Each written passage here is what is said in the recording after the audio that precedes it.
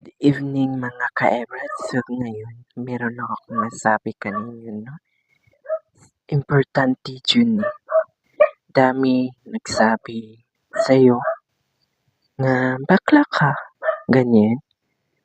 Masakit yan marinig mo mga ka-Ebrad. Dami nagsabi nga pati kag nawo, wa kay angay, ganyan. Wa kay angay nga vlogger, ganyan. Narinig niyo pa yan, mga ka-Ebrad? Hindi ba yan masakit? Narinig mo? Masakit yan. May time sulog-sulogan ka, nga wa kay angay, pati kag nawo, sulog-sulogon ka, bakla ka, ganyan. Hindi ba yan masakit? Daming mga bully na hitabo sa aking buhay. Naisip ko na lang. Di ba? Masakit yan kung kayo sabihan ganyan.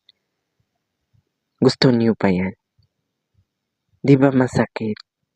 No. Huwag niyong ganyan ang tao na hindi niyo kilala.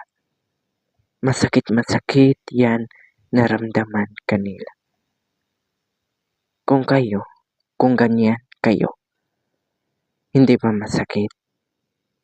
Bulihin ka, ganyan.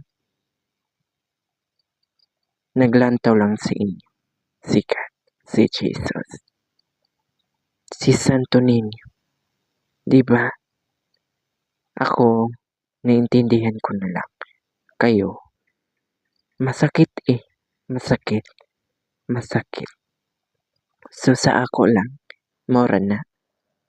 Thank you na lang sa nagrinig sa akin. Thank you. God na lay pala sa inyo. Sa katong nagbully sa akin. So, karon mag-like lang kayo, and comment, and share, and follow, and subscribe. So, thank you for viewing mga ka-Ebrad. Amping mo lagi. Mag-ampo kayo sa Jesus and Amen. Thank you for viewing.